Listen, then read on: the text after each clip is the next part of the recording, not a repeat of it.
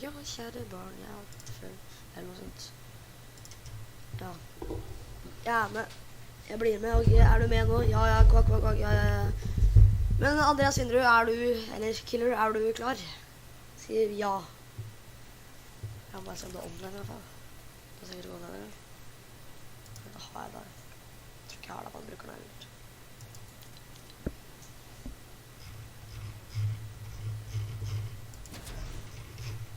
Kode, Ducky, ja, klar, deilig. Da starter vi. 13 folk ble med nå. Og hvem får random duo på laget mitt? La oss se. Kode, Ducky, det blir klar, deilig. Da starter vi. Altså, jeg vet ikke hvorfor det suser i bakgrunnen, for PC-en min suser ingenting akkurat. Den sier ikke noe sånn lyd, den er helt stille. Lille Sixten! GG. Nei. Hei. Ok, da er vi skjule skjermen, hva gjør vi? Ja, skjule skjermen. Så du at jeg ikke skulle skjule skjermen i stedet? Ja. Fy søren, det der skal jeg aldri gjøre igjen.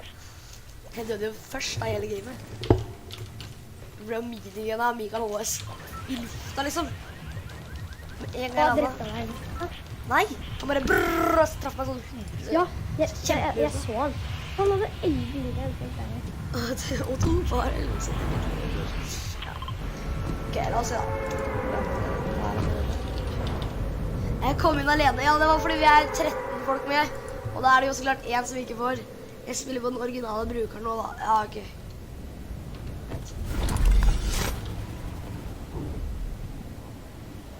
Det blir en runde her, og så en runde til, ok, folkens? Og så raider vi noen. Vi raider. Hva er raider? Hæ? Hva er det? Ja, det er liksom basically går inn på kanalen og sier at alle skal gå og abonnere, og så vinner og like streamen og skrive raid i chat. Jeg gjorde det sist da. Da var vi bare 6 på streamen, og fyren bare oh my god, raid! Åh! Nei, du. Jeg må ikke. Det må ikke være her. Du visste at vi lander her, men vi er her. Ja, men jeg vet sikkert en mojo over her da, for vi ikke skriver chat. Det er kjempebra våpen da, for det første våpen mitt. Eller du så meg med andre, kanskje. Ikke push meg, jeg har lyst til å bare si hvilket våpen jeg har, for jeg tør ikke å pushe meg. Blå! Pøv! Hva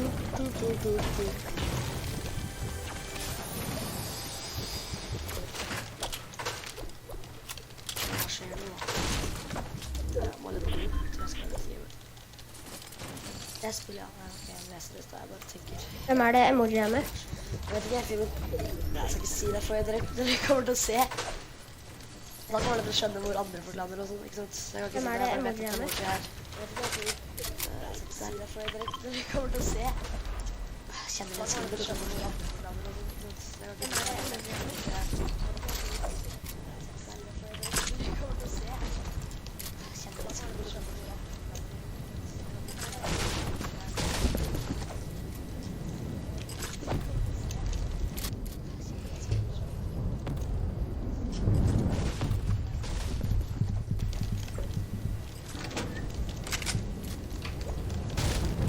Brutes er ikke lov, folkens, bare så alle husker det. Ikke noe brutes. Noen av måtene skriver i chat-list. No brutes. Brutes er ikke lov, folkens, bare så alle husker det. Ikke noe brutes. Noen av måtene skriver i chat-list. No brutes. Brutes er ikke lov, folkens, bare så alle husker det. Hvor er antingen denne her? Det er to folk fra her. Nå kommer en på meg, tror jeg. Her. Ja, jeg åpner skjermen etter den fighten her. Antingen denne her. Det er to folk fra her. Ok, det er ikke emoji. Det er de på. Jeg åpner skjermen etter den fighten her. Det er de for emoji. Ja, det er de for, ja. Han der er drittlig. Det er emoji, jeg pusher han. Ta det av de. Ja, han er low, jeg hitter for det. Åh, så dere der, klippet, please. Nå klippet. Later. Ta det av de. Kan noen bare klippe det der, please? Åh, så dere der, klippet, please. Nå klippet. Later. Kan noen bare klippe det der, please? Ta fram sammen. Du, Nei, søren! Det kom ikke på stream! Jeg er dum! Hva skjedde da? Åh, herregud, Nei, søren! Det kom ikke på stream! Jeg er dum! Søren! Jeg tok Ja, av. Jeg er shockwave. Ja, men du kan se det på replay. Nei, for jeg har skrudd av replay, så jeg orker ikke holde på, siden det bare tar meg settes. Hallo.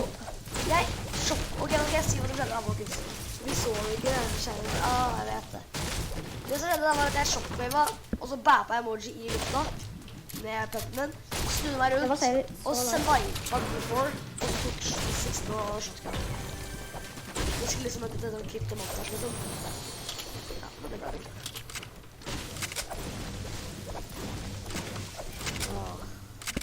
Kan alle spamme RIP i chat for at det ikke funket? RIP, jeg skriver det også, RIP i chat. Jeg la frem. Du vil ha det. Jo, så det er nesten jo, ja, det blir litt nesten.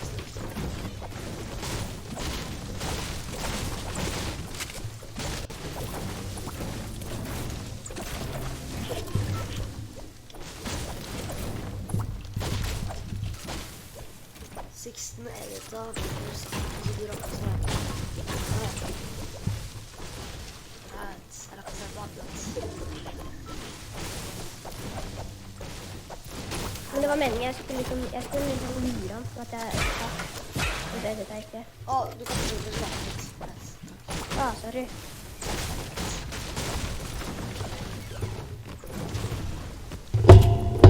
Hva hadde du sagt?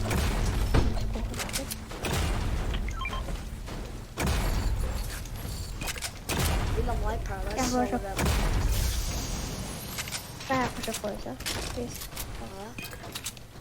Nei, jeg vil ha sjokker. Det var en sjokker. Hva var det du liker i kista? Nei, jeg fikk en sånn pistol. Shit. Sånn.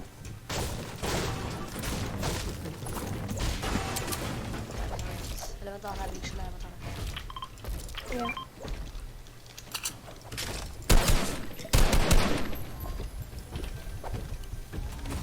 Bare se hvordan vi kan kjøre på ulike tider, liksom.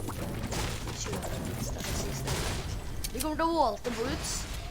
På slutten av season 10 så er det sånn, we figured out that Brute wasn't the best thing to implement to the game. Og så kommer det til sånn, but now you can drive cars and you can drive on people. Yeah, og så blir det helt overpowered. På slutten av season 11, we figured out that the cars was a little bit too OP, so we had to vault them. This season, now we have flying dragons. Ja, ikke sant. Det er akkurat sånn at vi ikke gjør det.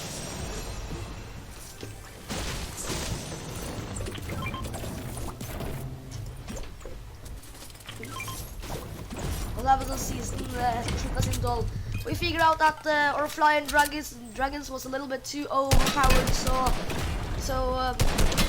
we wolfed them, og så start av season 12. Yo, hello guys. This season you can now drive around and be rocks, and you can, I don't know, we figured out that the ropes was a little bit too OP. Ja, det er sånn det kommer til. Det eneste som kommer til å skje med Bruce neste gang jeg har oppsett, folkens, er at de minsker spillet. Men har dere sett at det skjer noe med retail? Se der. Ikke bruk Bruce. Ikke gjør det. Se på der. Sånn som når det kommer på der, kommer sikkert noe nytt. Neste updates. Halla, Ketchi. Noen brukte Bruce. Hvor bruker du Bruce da? Skal jeg vite. Det var her, eller her. Det var ikke der i starten. Kanskje var det.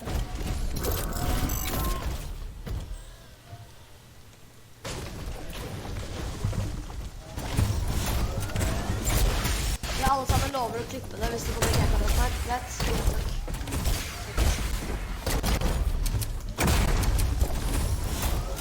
Det er noe her som bruker.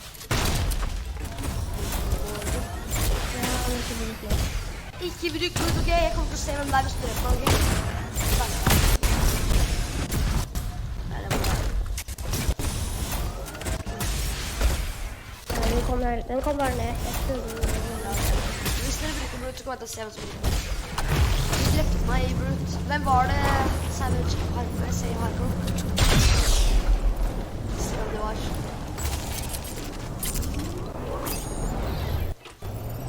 Jeg må seriøst ha slått. Å, det er her. Ja, jeg tar digel. Hva faen, det er en brute her. Brute, ut av bruten. Hvem var det?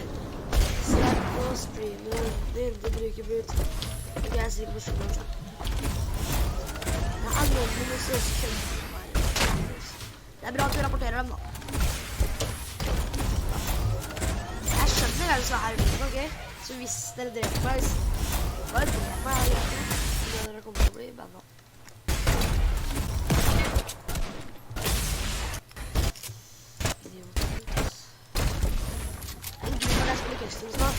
Og går faktisk til å spille customs fordi du slipper brute. Da blir man klar.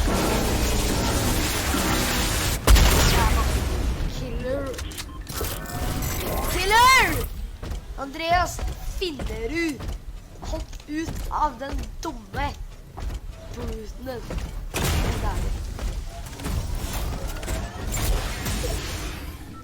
Bare gjør det, please. Bare ødelegger. Jeg vet hvem det er, ok? Det var han som hjalp meg på Flick1k's.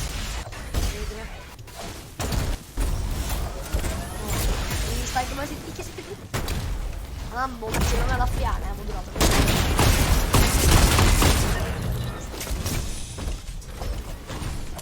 Kan du ha skål nesten deg? Er det nok til å ha en skål da? Jeg tror Nå er det ikke skål. Nei, det blir ikke skål. Jeg tror ikke det blir skål, men spørsmål når det plutselig blir sånn 38 folk som ser på, da går det ikke så ut. Ah! Faen, jeg er så forskjellig. Nå må du kjøpe snapper. Skapper. Ok, sier du. Åh, litt kommer. Hva er på plass? Ja, makshood. Jeg kommer. Jeg bare leser chat litt, det er derfor jeg løper ut her. Er du pushet, eller? Ja. Ja, nei, det må vi dit. De er der. Hvor er de da? De var der. Du burde egentlig gjøre det da. Får du kjøpe det? Ja. 3. Ok, nice, det er bra her, det blir her.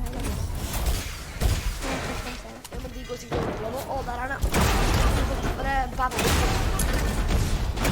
Åh, du tok han bort. Jeg trodde at det var han. Døkk. Altså, dere, jeg vil heller at vi ikke liksom tar bilen og men at alle har noe, så alle får random blue borders. Så vi slipper den der at noen har noe. Det er ikke denne. Det her er vel... Hva er det her da? Pusha det. Er det bare en? Åh, fy! Klipp det der! Klipp it, please, folkens, klipp it! Noen. Jeg 360 rundt og traff han med bilen i lufta. Jeg glemmer det bare. Deilig da, det var lace! Åh! Kan noen klippe det her, please? Jeg kan klippe det senere hvis ingen gidder å klippe det for meg, men... Nice. Det var clean egentlig. Jeg skulle ønske det var headshot, det hadde vært enda cleanere. Se for dere om han var død og...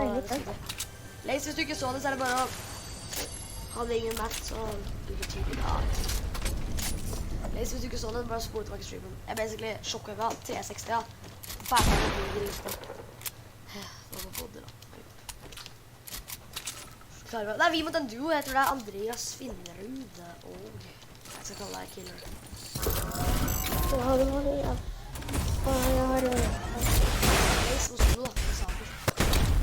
Jeg kan stakke shoppen, så står det liksom. Du er mye sett på det borte da.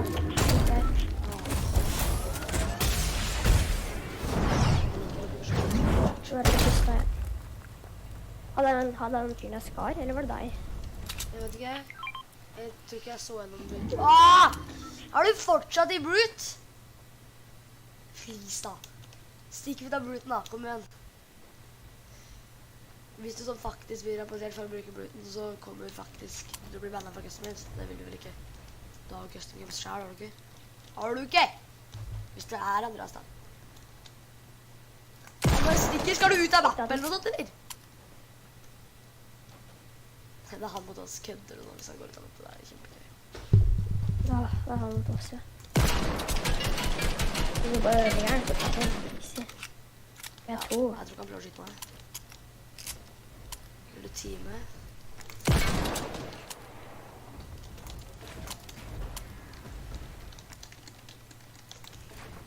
Han kan jo ikke skyte da, for den er jo feil.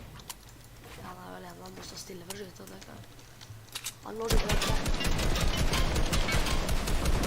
Jeg destroyer bruten. Later.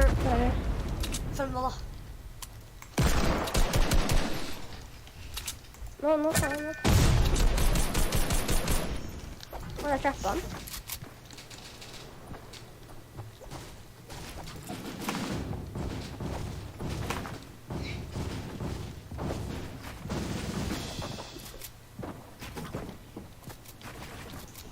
Vel, til han da.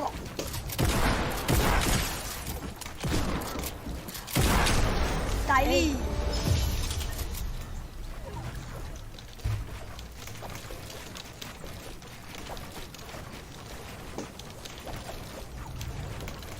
GG da. Bytta navn. GG, hvem var det der? Hvordan bytter man navn, egentlig? På hva da? På YouTube? Ja. Jeg bytter navn, men du må... Vet ikke helt. Kan vi da en duo? Det er sånn... Spørs om du oppretter... Det er komplisert. Du må opprette kanal og så videre for å gjøre det. GG duo. You're very bad, sorry man. Yeah, thank you man. Man! Det blir du og Phil igjen. Koden denne runden her blir...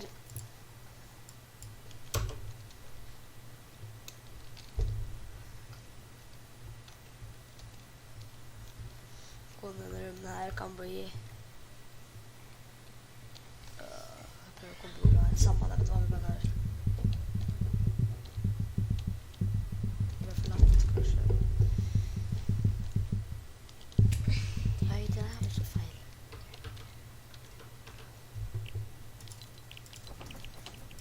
Ok, så koden ble 3452 chat. 3452 duo. Alle fill, ok? Er det bedre? Dette her blir kanskje den siste runden.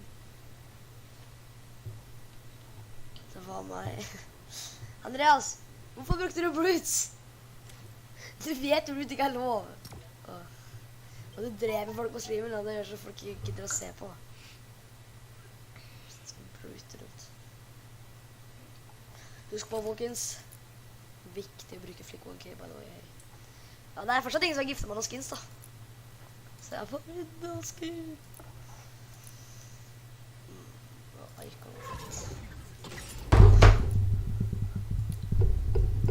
Jeg liker sånn her type skins, jeg. Synes det er bra. Disco. 13 folk queued. 13. Vi venter i minutter.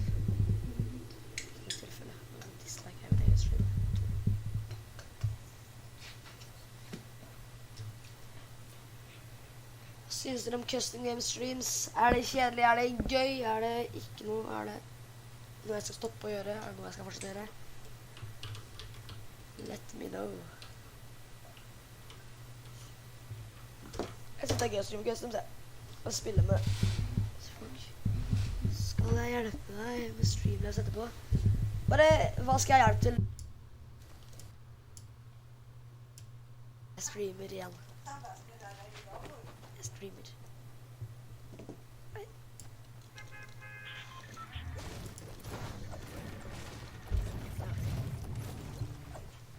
Den er litt agenten der. Kjempegradig. Du kan hjelpe meg etterpå, da. Hype i chat, folkens. Fatsøren. Jeg fikk gift! Gift! Kan ikke starte nå, da fikk jeg gift. Dere må gjette hva det er. High. En emot. Avsalt. Vær så god. Flick1k's, gå og abonner på han. La oss se. T-post, let's go! Nå kan jeg gå rundt og T-poste, folkens. Det er sikkert en emot, det er kjempebra det. Tusen takk, nå starter vi gamet her også. Nå skal jeg bruke T-post hver gang jeg vinner. Hvis jeg vinner da. Nei, det ble ikke noe fun-cups. Stoppet opp der, T-post. G. Nei, jeg glemte å... glem det. Yeah. Kom til meg. Abonner på... Vent da, hvem er Felix ute? Det er greit, jeg har mange minutter. Ja. Abonner på Flick1k's. Det er han som gifta med energy havsalt. Flick1k's. Kjempebra, tusen takk. Har Edve en YouTube? Ja, Edve har en YouTube, skal jeg like den chatten etterpå. Ja, det er morsomt i skjermen, jeg tør ikke å beskrive seg på svart igjen. Var det ikke det? Det er duo. Kan jeg på arenalag?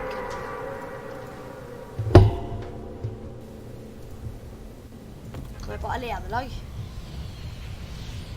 Ja. Vi har en YouTube, ja.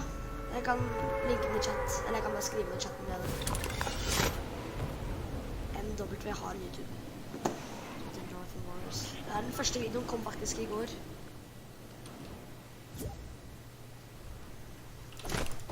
Det er video om at jeg bare skriver hei i chat med den lurkanalen, så kan alle gå og abonnere på den. Jeg redigerte den første videoen på telefonen. Så nå lager jeg tilbake på den andre videoen. Å nei!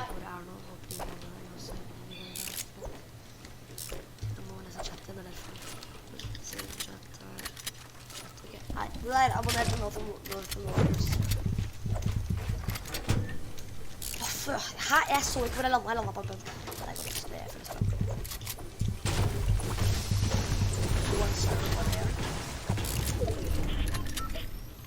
Har 0 videos nå. Ja, men Flick1k's. Tusen takk for den beste emoten ever. Nå skal jeg... Fighter du?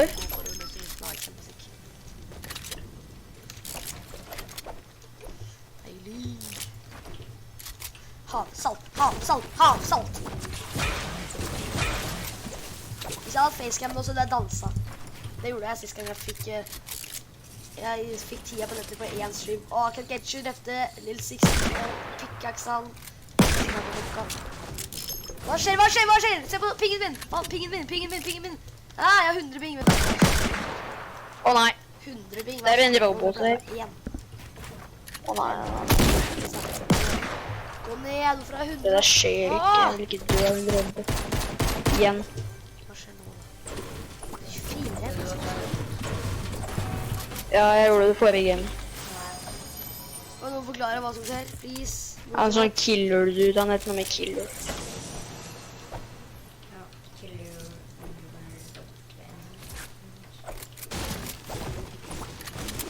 Det skjedde en gang at hele... Vet du, hvor er det du landet i forrige game? Alle fikk nettverker opp, så alle pustet sånn 100 ping. Og se! Ok. Gamet her kommer ikke så bra. Det her var kanskje den siste gamet, så alle vet det. Når jeg ikke kommer denne bruker, så bruker jeg Fortnite bytta i stad. Eller, det går ikke. Nei, det går ikke.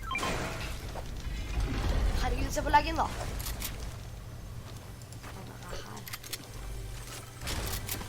Å, fy søren, vær så stille da. Jeg må vise på noe. Hva er det annet? Hva skjer da, fall? 60-70, men jeg klarer ikke å se.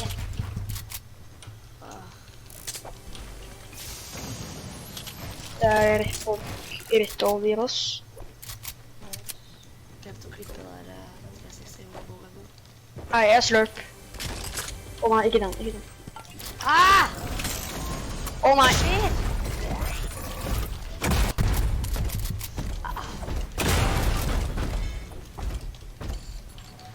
Jeg tar og viser skjermen igjen.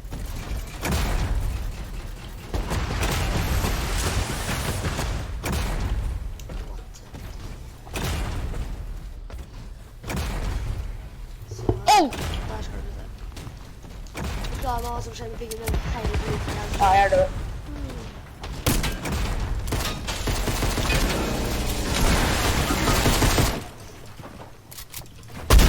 Hei, gikk nedover. Nedover. Han ene står helt stille.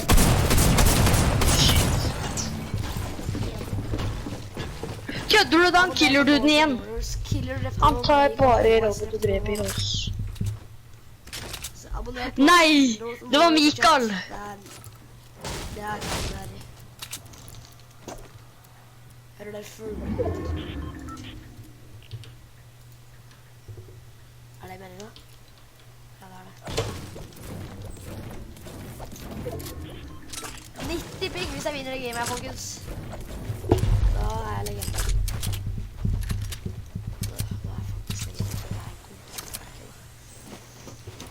Syns synd på dere, hvis det er noen av dere som spiller som hver dag med så mye bygg. Det er faktisk litt synd på dere. Jeg vet at det er folk som spiller med så mye bygg hver dag. Så jeg beklager ikke. Dere tenker sikkert hva faen, jeg beklager at man har 40 bygg. Men det er kjempemye for meg! Det var litt kjemperart.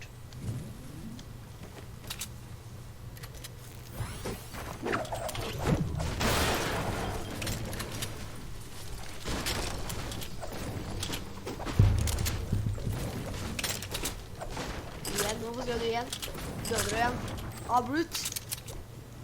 Kødder du? Hvem var det? Var det Anonymous igjen, eller? Var det det?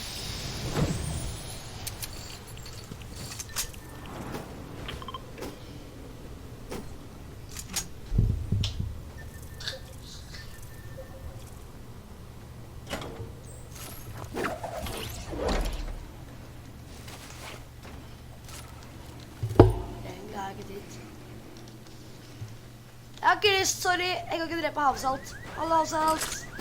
Kan du joine Discorden din? Ikke akkurat nå. Kommer etterpå. Havsalt. Det er havsalt på hvert. Hva skjer her da? Det går an å lage et rampush uten å sløse så mye med språk, ikke det?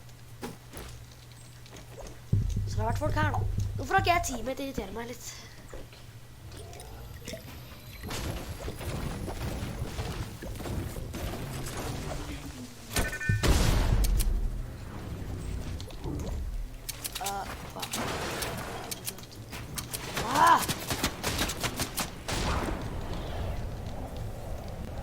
Skyt nå. Her.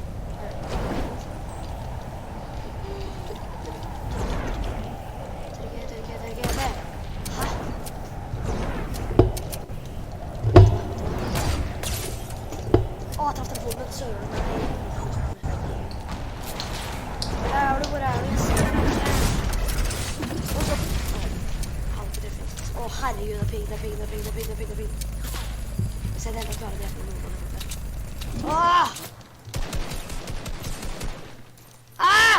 Hjelp meg! Nå kan man treffe et skudd igjen da.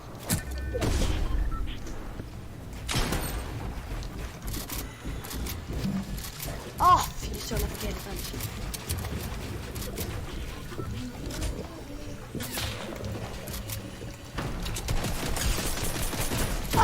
Jeg kan ikke... Du får jo ikke skudd for de pigmen.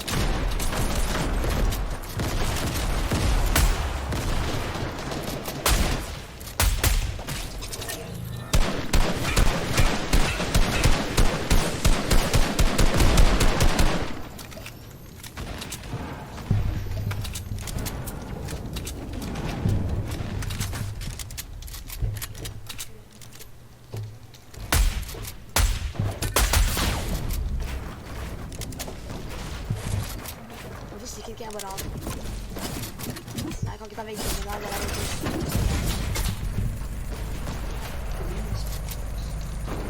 Kan jeg få drepe deg, eller? Please.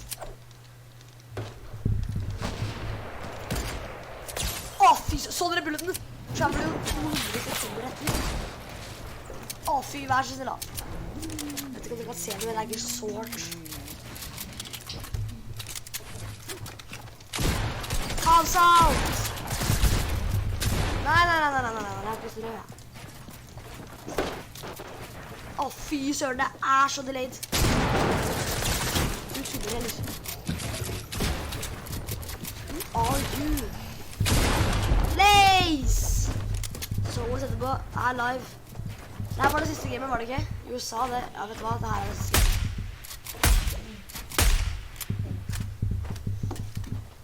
Lace, det blir raid etter det her, ok? Det blir raid. Let's have a look.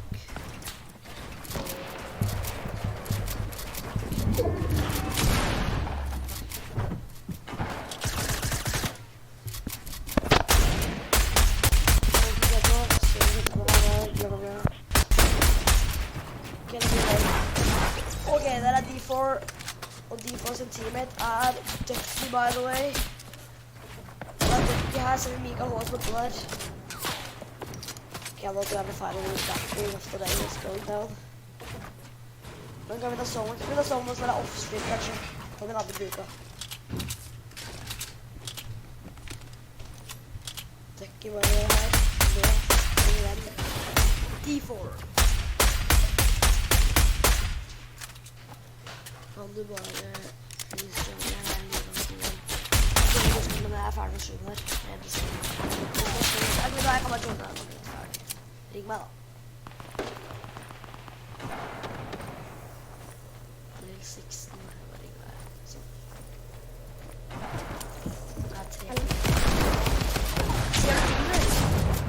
Ja. Helt fint. Hæ? Jeg slutter streamen det her. Du liker ikke D4 Lace, hvorfor ikke det? Skal han drepe deg? Hvis ikke du er veldig lav, ikke noe. Ellers har jeg lav lyd på hele tiden. Du har laget det. Ok, hva sa du? Nesten ikke. Samme det. Så må kanskje prøve her, og så må jeg snakke, og så må jeg si at D4 drepte Mikael og Killer. GG D4 og Ducky som vant. Begge de fighta i stad. Ok, folkens, da blir det raid. Jeg og Lace skulle danse med deg. Skulle drepe oss. GG. Ok, ja, det er sant. Så det blir raid. Og det jeg så nå var at Åsmund gikk live. Så folkens, hvis dere går litt oppover i chatten, jeg bare tar en link. Ok, gå til kanalen. Her tar dere og får en link, ok? Alle sammen klikker på den linken her. Og så skriver dere Flick1k's i chat og abonnerer. Alle abonnerer og så skriver dere Flick1k's, ok? Boom. Trykk på linken. Flick1k's. På den streamen hans. Jeg skal se Flick1k's. Da er den ikke live lenger. Jeg er på streamen hans. Abonner og skriv Flick1k's, ok? Skal jeg se. Er det han som... Nei, det er emoji. Ja, men er det han som liksom... Ja, det skjønner.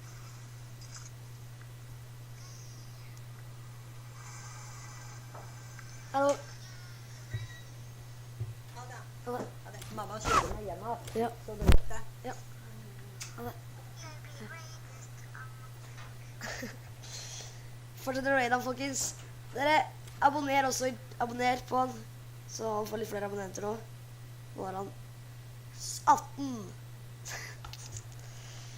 Klarer han å få 20? Klarer han å få 20, folkens? Klarer dere 20?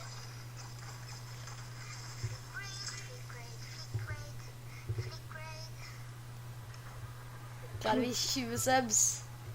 Fra 18, 19! En sub til!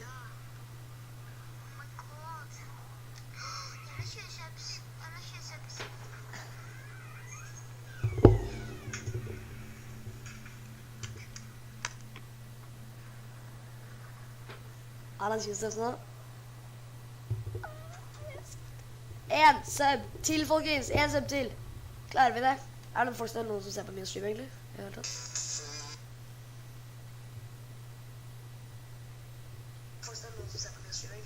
Ja, det er folk som ser på min stream. Husk på, Ta og raid. Hva er det, Mikael? Herregud, jeg kom borti videre der. Emoji 1K. Få til 20 subs. Nå har han 19. En sub til på emoji.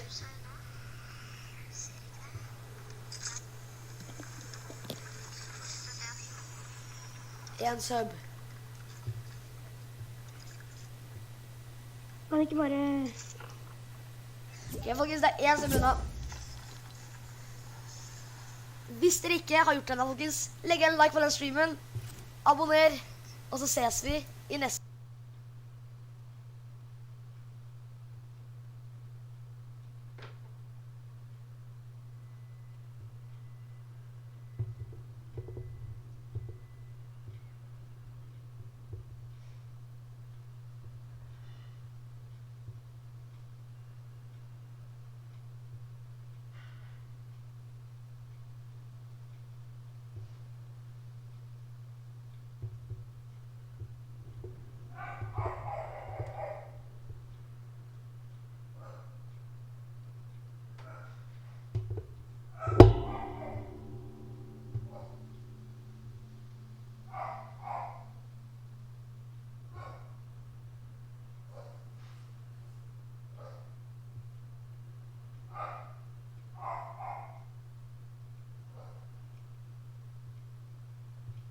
Hello ladies and gentlemen, and welcome back to another episode of Hermitcraft Season 6.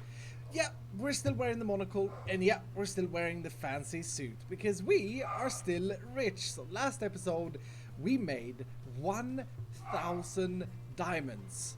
Me, Iskal, 85, 1,000 diamonds. What do you say now, mommy? What do you say now? Your boy is rich. Luckily, I haven't managed to spend it quite yet.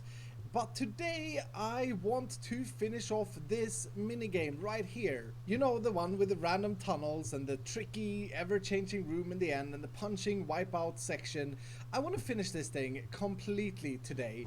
And I'm pretty sure I'm going to be spending quite a bit of these diamonds for the boxes, for the super boxes that you receive at the end. But I'm hoping that I'll make it back. It's all really based on random chances, so we'll see. And as you can see, I've actually cleared out this area over here for the stuff that we need to put here, and it's gonna be a lot. In fact, I'm probably gonna need a lot more space than this, but the very first thing that I want to work on is the redstone part for receiving your box once you complete the game. To bring you up to speed, the longer you get in the game before bailing out, or even if you get to the end, the more keys, these things, you will receive. Now, of course, because the game is so random, you may get 0 keys even if you bail after the second room. I haven't quite figured out how I want to configure that yet, but there should be some randomness in how many keys you get. But the point is, the longer you get, the more keys you will have a chance to get. And these keys are going to be opening the loot boxes, and the loot boxes are going to have different rarity from white all the way up to pink, magenta, I guess, which is epic. So we need a system for that. We need a system where you put your keys or your key and it opens a room that then presents a shulker box. And I don't know if it's the diamonds that has made this to me, but I want to go crazily over the top with this thing. I just want this thing to be like a circus as you get a key. I want it to be super exciting when you get a key and you drop it in. So I'm gonna work out something to accommodate that. A little while ago, I played around with an idea that I never actually got to use for anything, using observers and redstone lamps. You see, as we know, an observer powers a block and a lamp can take the indirect redstone and turn on, and the observer will power that block whenever it gets updated. Now, this can be chained in a very long way and in a loop, I'm pretty sure. So if I would have something like this where I have an observer line that gets updated from over here, this should in theory send a signal along these stone bricks. So if I place lamps down like this, for example, we should see a pretty weird and cool effect of like a snaking thing moving through here.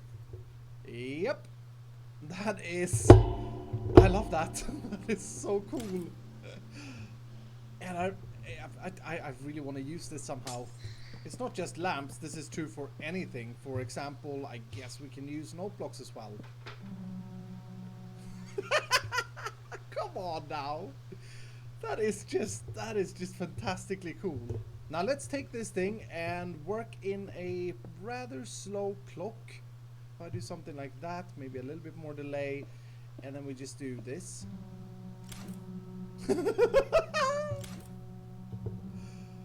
Oh, that is just fantastic. Yep, I love this. I love this. I have no idea how we're gonna use this in our reward system, but there gotta be a way. There gotta be a way. There is a way. There is definitely a way. This should hopefully be the last thing I need to make this work. Look at this thing. I mean, yeah, this looks like a monstrosity of sorts, but let's see if this works. So the idea would be, this would be our input chest, and if we put anything but these keys in here, nothing should happen. This is the first time I'm testing that, and yes, nothing happens. But if we use a key, then we get this. Yes, this is beautiful. Maybe a bit long, but we're building suspense, and then... Oh my goodness, and that is the price that you get. At this point in time, this is just my wool box, but that is the price you get. Oh, that worked. That worked beautifully. I love it.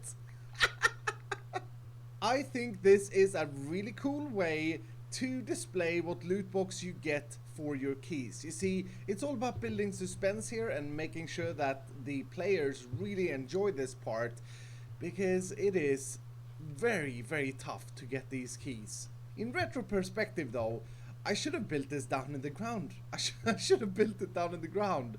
I do not know why I started it so far up, because now it kind of looks a little bit weird where it is. So I have to work out something, some sort of build that makes this work, because I do not want to rebuild this redstone. It took me hours and hours. I think I'm on to a design for this thing. This is going to be really tricky to design, but what do we think about something like this? Very, very yellow, but I kind of like that. It is a minigame district, and most things here are colorful. Yes, I do like this. I do like this. This feels like some sort of game show stage, and that's really good. Yeah, I like that. And now I kind of feel like I want to mark this out as well, and not just have it part of the dirt mountain like I originally thought was cool. Ah, it's not fully gonna work. There is redstone there, isn't it? Dang it. A quick little rewiring of the redstone, and this should now work just the same. It takes one item out. Yeah, and that gives us a lot better opportunities for this thing here, and I think it looks a little bit better as well. I want to try this with magenta color. I may just be dumb. I should just maybe use yellow, but I kind of like... Oh no, I'm not dumb. I like this. I like this a lot. This is way cooler than just having it monocolored. Next up is this exit right here. So at the moment when you fail the game, you plop out of this, and I think we can make that a little bit better by pushing this back a few blocks, I guess, and then we'll have some sort of iron doors right here, and that is looking a lot better, isn't it? So now when you come out from the ladders, you... Oh, we may need to have some sort of way to opening these as well. Yeah, let's use pressure plates like that.